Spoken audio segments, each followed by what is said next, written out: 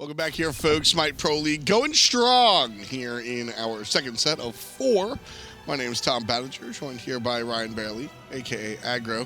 We've got Valance Squad versus Obey. And this is big for both teams because Obey, if they're able to find a 2-0 here, they solidify themselves as the de facto #1 seed in Europe right now. Valance split with Dignitas.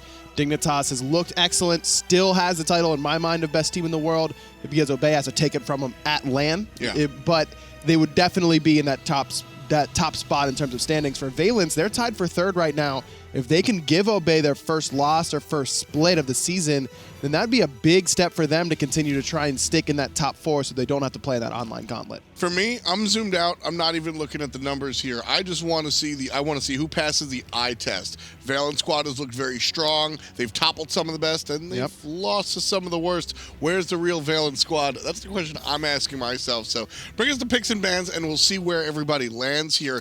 Obey Alliance, like you said, undefeated, just like United over in North America. But Valance Squad, I think, are the team that can do it. They can do it because they split with Dignitas. Dignitas has looked phenomenal for all of Season 4. Valance definitely has the capability to do it. Just a matter of what Obey are we going to see today? Is it the angry, motivated Obey that we always see against Energy? They always play them very, very well.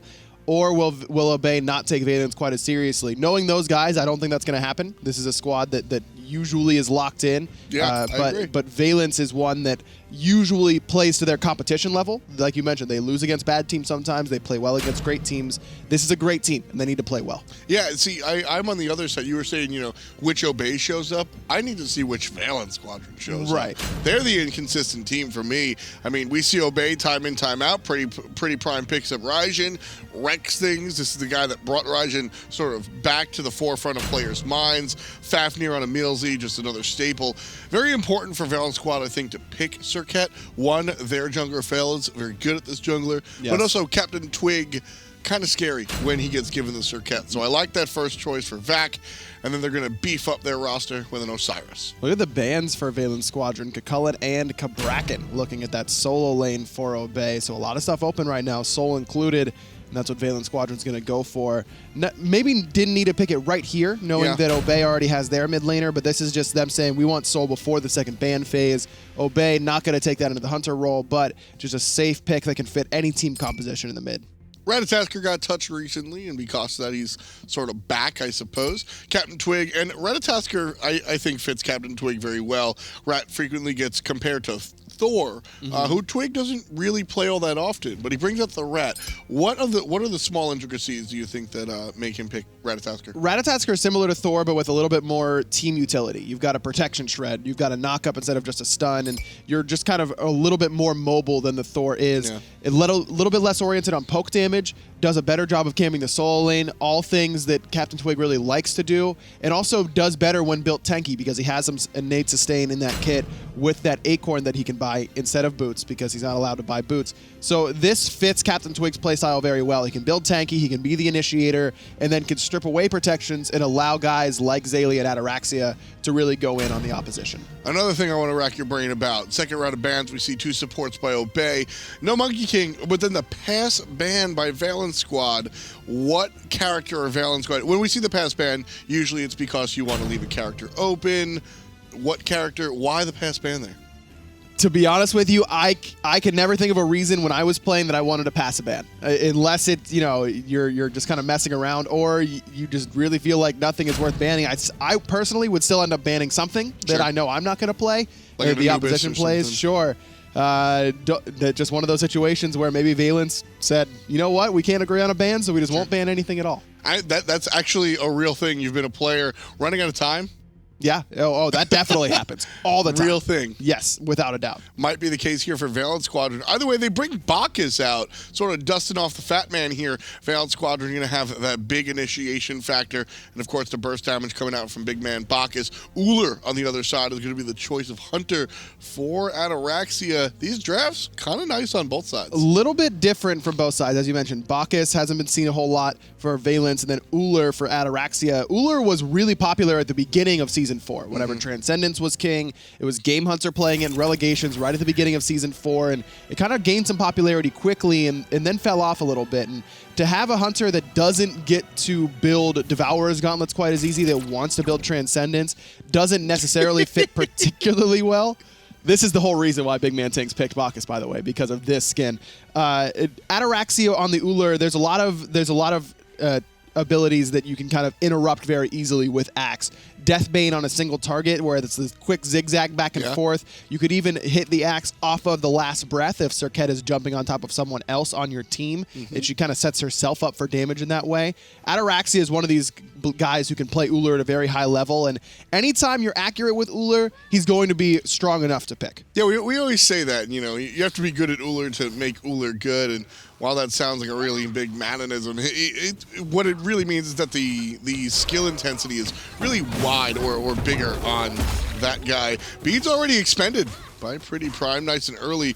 Almost looked like an accident. I think he got hit by the slow from Lawbster. No, he was expecting BigManTingz to jump on top of him to interrupt the percussive storm, so he pre-beads to make sure that the clear goes off in that mid lane, but it's actually BigManTingz who waits for those beads to go down, then flops in. By the time that's done, however, he'd already cleared. So I like the idea, CaptainTwig getting collapsed on. Nice little dash away. Ouch. I like the idea, protecting the clear from the percussive storm.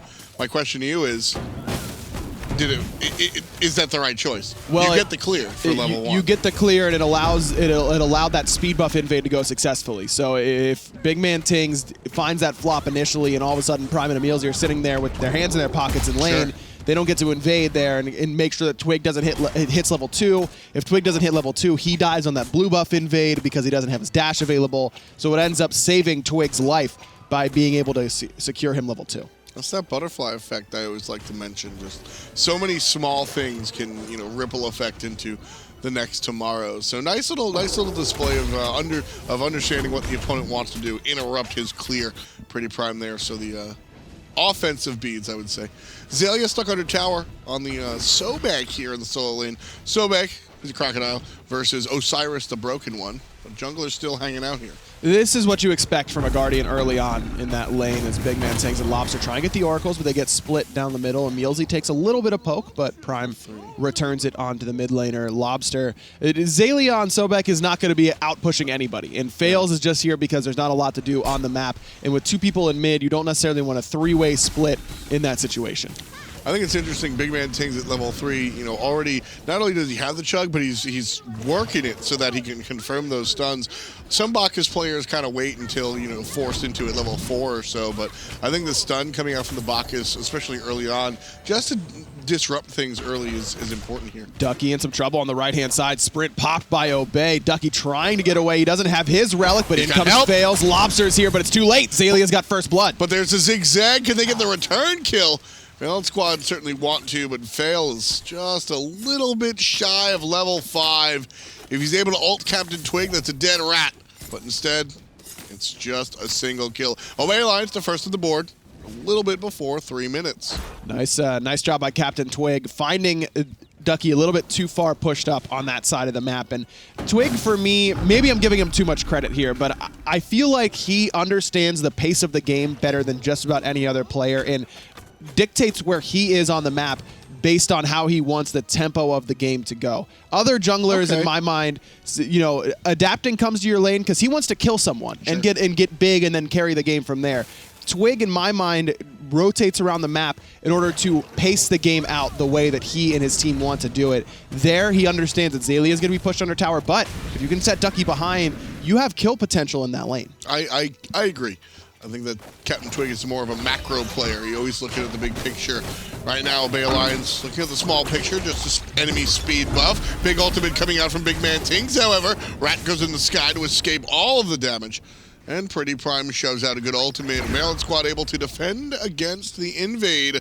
Nice job, specifically by BigManTingz, to ensure that nobody gets credit for it. Just a little bit of miscommunication there between Obey. Xaliea goes underneath the water. He's trying to use Lurking in the Waters to confirm that speed buff, but PrettyPriMe throws a Raiju over the wall and ends up getting the speed a little bit lower than Obey would have liked. So that forces Obey to reset it, which allows BigManTingz to come in and secure it with the Intoxicate. Prime does a good job after that of setting up a wall and keeping all of Valance out of that team fight because Twig had already expended the beads and dashed away fairly low. But by that time, Valance had already kind of regrouped and was there to fight. Faeles here just to help Ducky out a little bit, about a half a level down, thanks to becoming the subject of First Blood. CaptainTwig making that rotation. And going back to what you were saying, I agree. It's fun because CaptainTwig is extremely mechanically adept. At one point in time, he was the #1 1v1 player in the world, right? And that's all about mechanics. When you look at that, and then you still see him sort of lose these skirmishes, we don't look at him the same way that we look at Cubo Fred adapting, or even maybe North American junglers like Homie Efe. He's not known for his mechanics. He's known for being sort of a setup guy. That alone tells me that, like, he's good enough to be that hard carry all of the time, but understands that in order to find the wins, his team is undefeated. Sometimes you need to give the limelight to somebody else. But the limelight's always on CaptainTwig because he's the one with all the God-given talent. Yes, that's absolutely true. That's what I mean. I think I might just be drinking the Kool-Aid of all those tweets. They may have poisoned my mind. I'm not really sure. I'm with it. CaptainTwig went off on Twitter and was very braggadocious, let's say. But it's funny because it's so out of character for him. Ataraxia going to get jumped on and has the beats available. Got to find a way out. Jumps over the taunt, and here comes CaptainTwig.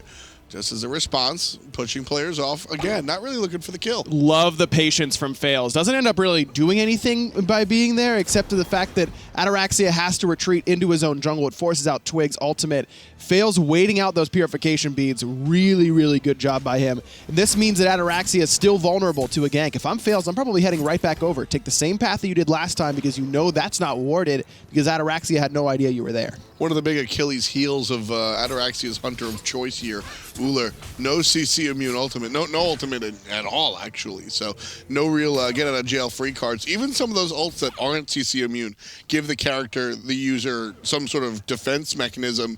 Here, Ataraxia, he's got a jump. He's got a little baby speed increase and turn and stun, which, sure, there are a lot of options, but it's not the same as just like, I'm glowing gold, you can't touch me. Yeah, 6 abilities is always going to be pretty good, and that's what all stance switchers have, at least the true ones that use their ultimate in place. They have a stance switch in place of their ultimate.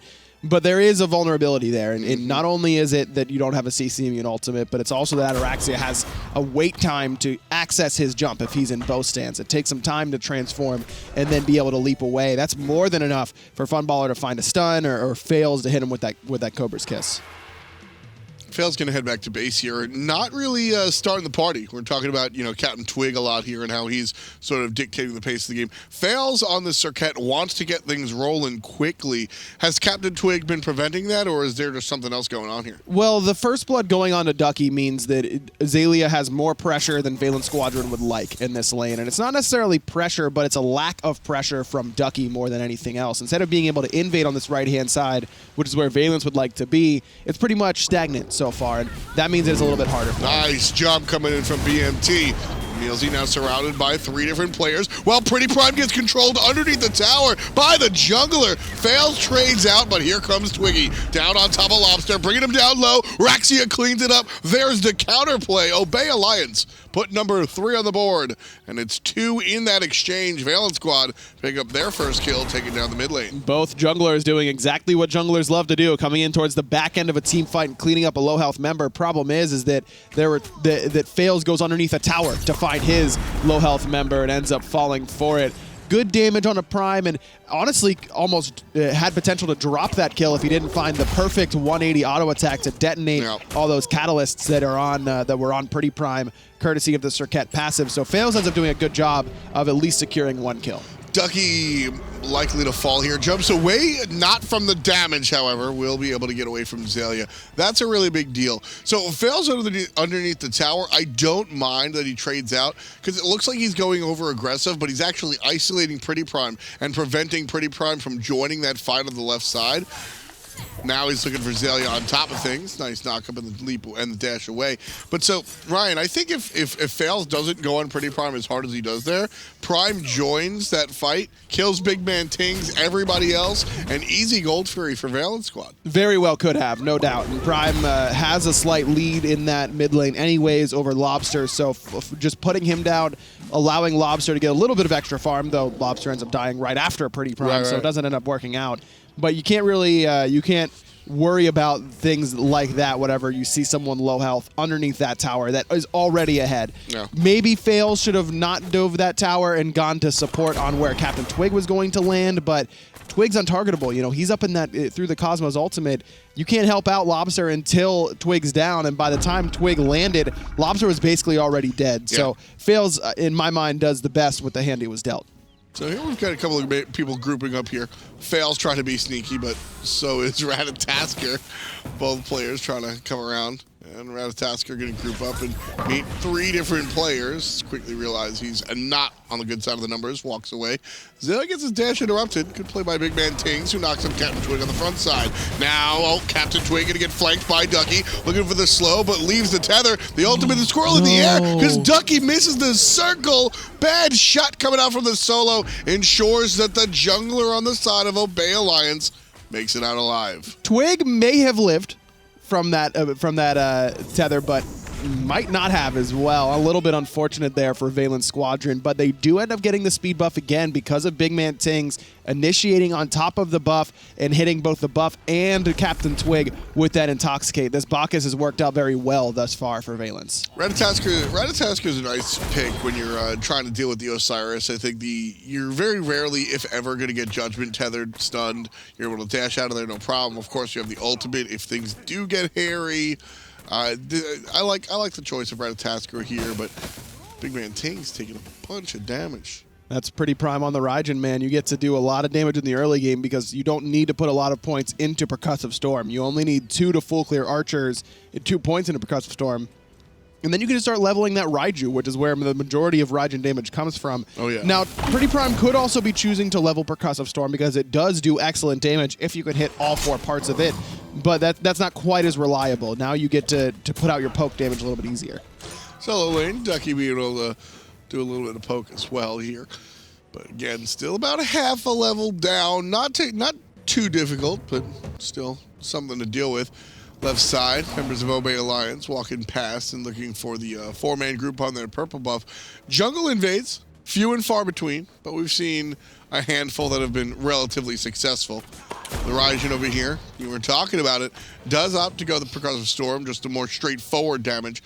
Raiju is effective, really strong in those team fights, those grouped up moments, because it has that chain lightning sort of effect. That's true, and in order to clear those archers with Percussive Storm only having 2 points in it, you need to stay there and hit all 4 parts of it. Whereas if you max it, you throw a Raiju on the front side, you only need the first 2 shots of Percussive Storm, so you're not a little bit less, you can be a little bit more mobile, you don't have to stand in the mid lane quite as long, you have less threat of being interrupted in the midst of that clear by someone like Faeles or BigManTingz or even Funballer. So I don't think there's a necessarily objectively correct way in order to level Raijin. Very similar to how he used to be able to put only 4 points of Percussive Storm whenever he was very meta back in Season 3 days, and then be able to level Raiju and Thunder Crash after that. Yes, you could do that, or you could just really rely on the Percussive Storm damage. Either one is certainly viable. Yeah, I think it's scenario specific. We haven't really seen this 3v3 dance in the mid lane too much. We've seen a grouping here and there, right? And it's usually when CaptainTwig is sniffing around for the enemy speed buff, which is what he's doing right now. Here comes Raijin, PrettyPriMe down here, going to be paired up with Xaliea as well. CaptainTwig takes to the sky. And a brief reprieve as Obey Alliance looked for the retreat. CaptainTwig knocked all the way down to 10%, so he's out of the fight. But over the top comes the Serqet, looking for PrettyPriMe. Beads are down. A couple of more shots will do it, but the sprint's online, so is the ultimate. Pushing Ducky away. PrettyPriMe safe and sound. Nice plays by the mid laner.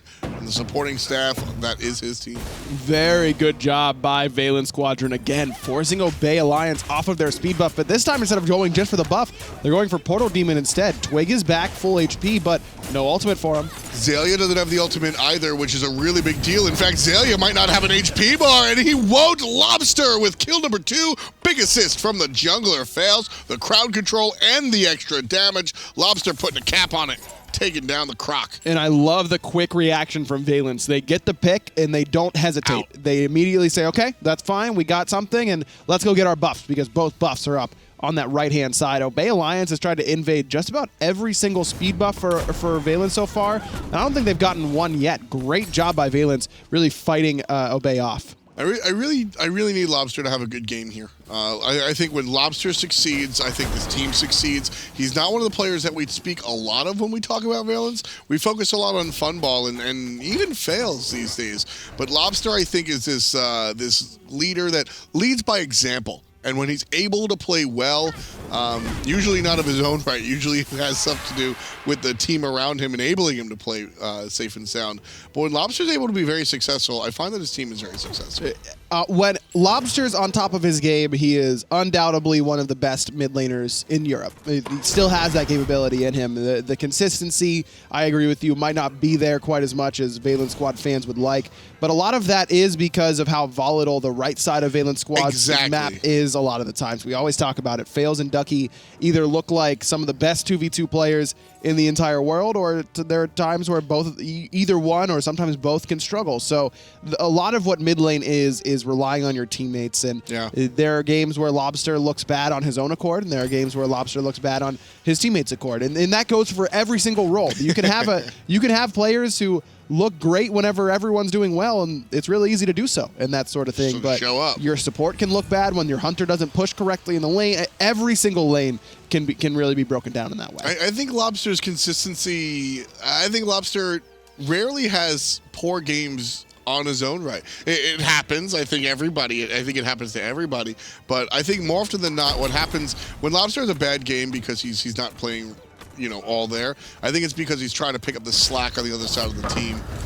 Funball's in a really bad spot here. Nice stun. Stunned out by Raixia, just gonna get walked down, no problem. Very unceremonious kill. Funball just pushed up in the lane. Not a lot of vision there for him and his squad. And now looking for the counter kill. Faeles shows up, dashes away, has to jump away as well because it's 3-on-2, just him and the support. This could be a Gold Fury opportunity for Obey. They have that Fafnir Coerce available and that Draconic Transformation as well. So EmilZy going to try and zone out, but BigManTingz is coming around the back. BMT, that jump Bacchus. in, intoxicate. It's going to be too late. Obey Alliance are able to confirm it. Despite BigManTingz' best efforts, really thought he was going to take that one. Intoxicate, so scary, but the support punished her shot. CaptainTwig 0-0-5. Pretty much the ideal CaptainTwig scoreline in the jungle on something like Ratatoskr. He goes in, finds the stun onto Lawbster. Faeles sends him back, but Prime's going in with the rest of his team. Yeah, the Thorns are good at CaptainTwig, giving some of that return damage. Strictly speaking, Faeles going to eat some of it, but neither player dies. Really big thing to note, actually. CaptainTwig's Xaliea might have made the ultimate from BigManTingz a little bit late. Is that, or it just wasn't on time? Because the Xaliea was procced, and this is an item that recently got changed, and we haven't seen it since Could have today. been. I mean, we saw it a little bit earlier on one of those attempted speed buff invades, and Xaliea is so good up against Bacchus because as soon as he tries to hit you with any follow-up off of his own flop, the first tick of the belch, it's going to get silenced out very quickly. Really smart itemization. Ducky on the right side, chasing and zoning while the rest of his squad picks up the Portal Demon, half HP. Here goes BigManTingz. He's around. No ultimate for him, though. The ultimate on a Lawbster is strong, but it's Obey taking another objective. This one didn't belong to them. Lawbster pops the Aegis. He's going to get out down south. Can't say the same for Ducky. He's going to be pushed down into the ground at number 6 for Obey Alliance. Their second objective in just about a minute, and they didn't start this one. EmilZy steals it with a jump. A little underhand tactics from EmilZy. Twig in a little bit of a bad spot, but I like that one. Immediately going to go up into the sky. I think that's a good time to use that ability name. Thanks, Underhanded tactics. It's the name of Fafnir's jump. That's what he used. It is. It is Stole true. It away. I'll give you 10 points for that one. Jumping in on there. Xaliea going to be stunned out and controlled. BigManTingz in a little bit of trouble, but it's Raijin trying to control the situation. Dash forward looking for Xaliea, but stopped with the underhanded tactics. It's EmilZy one more time, and the dot damage takes down Faeles. Prime also helping out a little bit, though. Was a little late on turning around. Probably could have looked at Faeles a little bit earlier, but Prime has really been looking to use these Taiko drums as a zone mechanic, not allowing anyone in. Now Funball in a lot of trouble. May not have his dash up. Looks like he didn't. Twig finds him, even with Funball using beads. Ducky here, gonna walk away as he sees everybody else show up. Lawbster defending the tier 1 tower. Xaliea trying to Sobek it down. I don't know if that's gonna happen, buddy. And he's gonna be chased out slowly but surely. Tough stuff for Valance Squadron. 19.5, and they're down 6 kills. More importantly, they're down 6,000 gold as well. That Gold Fury almost stolen. I liked that. The Portal Demon actually stolen, but by the enemy team. I didn't like that. That's where this whole game really turns around for me for Obey. It was really pretty even with the Gold Fury. Obey had a lead, but then it's Obey who steal the Gold Fury, win the fight after that, then come mid, win another fight, get the tier 1 tower, and all of a sudden what was a very close game is anything but. I mean, 8-2 isn't a blowout, but having 8,000 gold up right now, nearly 7,500 at 20 minutes is pretty darn close. And Valance did such a good job in the early game of fending off the aggression from Obey. But this game reminds me of the Obey energy set that we saw on Thursday, just kind of reversed. Obey gets pressured consistently in the early game in game 2 of that set by energy, and they just waited out and waited out and waited out and fend them off and waited out a little bit longer, and they never break. It's energy who broke first. This time, Valance breaks by going for a Portal Demon that was not a coin flip. That should have been Valance Squadrons. I mean, that's a 80-20 chance that it goes their way, but it ends up going Obey's way, and all of a sudden, they just kind of waterfall the game from there. Yeah, it's tough. I don't know. With the Bacchus on the squad, PrettyPriMe has the disjointed ultimate with the 4 shots. That Intoxicate should be just killing these objectives. The steal, sure, whatever, but at least on your own, you've got to own that. That's his spot. But it's also his job to zone. I mean, you can't have your Bacchus there to secure, and plus his ultimate probably was still down from trying to steal away the Gold Fury on the left-hand side. That's Lawbster's objective to secure with Supernova. But Supernova's not the best mage ultimate at securing objectives. It's a decent amount of burst damage initially, but it's really much better at burning objectives because of how many shots, those 8 shots can really burn it down quickly, but not burst it from low health to 0. I mean, that's EmilZy gets in there between shots 1 and 2 of Supernova. That's really what happens. So it's so hard to peel away a Fafnir as well. That's just one of those things where Valance understands there's a risk involved by going for that Portal Demon, and they hope that even if they lose the objective, they don't lose the fight afterwards. But that's the key. They end up losing both. And unfortunately for them, it's going to wind up in a bad spot. A couple of Oni Hunters garbs coming out here on the side of Valance Squadron. Interesting itemization choice. We'll dive into that in a little bit. We still have to talk about Xaliea even. A couple of new, I mean, they're not new items. Xaliea got changed. Oni's didn't. We're still seeing it. But Obey Alliance pushing into the enemy jungle. Gold Fury's on their minds, but right now the team fight more so. Nice control. Ataraxia has to use his beads. Little knockup from Ducky. And shove out. Xaliea protects his hunter. Nice job. Meanwhile, on the back end, the jungler CaptainTwig gets his ultimate and his thorns pushed out. Twig has so much defense in that build and still took over half of his HP fairly quickly, so there is some potential for Valance to find a pick on that Ratatoskr, should they be able to find him. And 4 high to the Urchins for Obey. This is where you want to pick this item up. If they can win this team fight, they've got a ton of stacks waiting. BigManTingz looking for the stun and gets it on Xaliea. Ducky trying to zone out. PrettyPriMe on the right side, kind of free casting. Valance Squad needs to keep an eye on that mage. They're poking down all of the tanky players on the side of Obey Alliance, but not really doing it. Stunned out on Funball, and they're going to be pushing out just a little bit. Lawbster with his AoE down. The sprint is good. The jump is bad. BigManTingz can't find the knockup, and Faeles can't find the control as the ultimate comes down from PrettyPriMe. Now looking right down Broadway. Ducky goes down hella good. Ataraxia finds the kill on that one, and Lawbster and Funballer are next. Right in the tornado. 2 for PrettyPriMe. Double digits in total. Obey Alliance picking up the objective after the fact. 3 players down in that team fight. They suffer no consequences. And that's exactly what Obey is so good at. They get poked out. I'm not going to say intentionally, but they're okay with getting poked out because it just gives Valance enough confidence to say, yeah, we're down 8,000 gold, but we might be able to do this Gold Fury. Let's stick around. Let's try and fight. And that's exactly what Obey wants. Obey is looking at Valance Squadron like Hide of the Urchin stacks right now. Yes. They aren't gods. They're just stacks for their Hide of the Urchin, and they can just take that fight every time because of how far ahead they are in XP and in gold as well. Rough stuff there for Valance Squadron. The botched initiation. The jump in from BigManTingz doesn't find a knock-up target. Faeles goes onto the mage as soon as he pops the ultimate, so he doesn't have the crowd control, just not a lot of control coming out from Vac, and I think after that Gold Fury, that's the confirmed nail in the coffin. This one is going to be an uphill battle for Valance Squad, to say the least, down 1,000 gold because of 2 separate Gold Furies and a Portal Demon. And look at what EmilZy just bought. Pythagorum's piece in that 5th item slot. I love it. This item is so good for supports. It's not great on your mid-mages because you're losing a little bit too much damage in my mind by going for it. But this is an item that gives power and lifesteal, either magical power and magical lifesteal, physical power, physical lifesteal, to everyone on your team around you.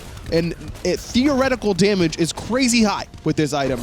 But the problem is, how often are you actually grouped as 5? It's basically only when you're sieging. And when you're this far ahead, you're going to be sieging a lot. So now Obey, EmilZy's so tanky, he doesn't need to worry about tank items. This doesn't hurt him in terms of his tank output. And if all of a sudden Valance start to turn this around and EmilZy needs to become more tanky in the late game, he can just sell it off for tankiness then. There's a great pickup to try and help end the game a little bit quicker. It's like a built-in frenzy, almost. A little bit less impactful than that, but same idea. I see where you're going. Mid Phoenix in trouble. It's already down. Obey trying to just push it down into Valance Squadron's face. Ataraxia puts a dozen on the board. Lawbster loses half his HP in one shot. He's able to get out of there. Faeles, on the other hand, not as lucky. CaptainTwig comes over the top, takes down the jungler. PrettyPriMe on the left-hand side, trying to deal with it as well. Can't and won't. The group of Obey Alliance will head over to the right-hand side. I love what you said about the Pythags piece. That's the whole conversation we're having about Hide of the Urchin. When you're ahead, it works out because you're just starting to push yourself ahead. Right now, Obey Alliance trying to push themselves ahead by taking out the right side Phoenix as well. That's probably all they're going to be able to get. A lot of investment there. Below half HP on the support and the tanky jungler. And even the mid-mage approaching there. But Obey Alliance, 13 kills in total, 2 Phoenixes, 4 towers, 2 Gold Furies, 1 Fire Giant, and a whole mess of a lead. This build for CaptainTwig is so good when ahead, and that's why it works so well on Ratatoskr, because his whole kit revolves around him getting ahead. He's not the biggest late-game impact god. We talk about it all the time with the Rat. He's supposed to be there to get ahead in the early game. For you, your solo laner, your mid laner, whoever you decide to focus down, Ratatoskr should have enough pressure to get you ahead in whatever lane you choose, and to get himself ahead as well. And because of how well CaptainTwig was able to play this early game alongside the rest of Obey Alliance, he's able to go items like on Xaliea, like Mystical Mail, which ended up getting him a kill on Faeles while CaptainTwig is knocked up because the pulses are still happening. And all of a sudden, you just have so much base damage, and no one can cut through your tankiness, but you're still doing relevant damage because at level 16, you're not tanky enough to really handle it just based on how much HP and physical protection you've been having based on your level scaling. So this build works out so well from ahead and allows CaptainTwig to transition into that semi-tanky initiator annoying bully rat. He's a warrior. Yeah, kind of. He's playing, we were discussing that earlier, you know, in picks and bans, CaptainTwig looking really just to sort of control the situation and be that warrior-esque player. He just wants to make sure that, you know, he gets the initiation and he helps out his team. Shred some prots, walk away, but make sure that you're the first one in. Up in the sky, CaptainTwig, his whole team looking at the Phoenix. Biding his time, looking for the initiation spot, jumps right on down, no target. Instead, isolating the team away from Ducky. Ducky by himself, heading back to base. Now instead it's going to be BigManTingz, but it's EmilZy, and it's EmilZy. 2 kills for the support, 3-0-9 in total for the young man. And the left side Phoenix going to fall down. 2 minutes shy of a half hour here, aggro. Obey Alliance, they've got this one in the oven. 3 Phoenixes all down right now for Valance. And only 3 members here. Funballer with a nice pre-beads on that jump in from EmilZy, but Valance got to worry about their Titan, and they're not going to be able to defend it. Obey cracked the game wide open very, very quickly, and from that point, they made it look easy. Yeah, I mean, it was a nice, tight game, and then we saw the stolen Gold Fury, and it was still there. But then, after that Portal Demon, everything went south. And that's just what Obey does so well. This has always been a team, even going back to Season 3, whenever they were starting to climb their ranks under the Obey Alliance tag. They were very patient, and they would wait until about 18 to 20 minutes, and then all of a sudden, they went from 0 to 60 real fast. And then they were able to win games that way very, very quickly. No granny shifting, just all the way up. No, just all the way up. This game felt very similar to me. Play just a little bit, you know, we're going to poke you. We're going to try and invade your speed buff. Yeah. You defended it. Okay, that's fine. We'll try to do it again. Okay, you defended. We're not worried about it. We'll take a Gold Fury. We'll steal away your Portal Demon. Oh, we're ahead by 5,000. Now we're just going to crush you. Oh, well. Now we're ahead 10,000. Yeah, that's the way Obey loves to play, and they do it better than just about anybody.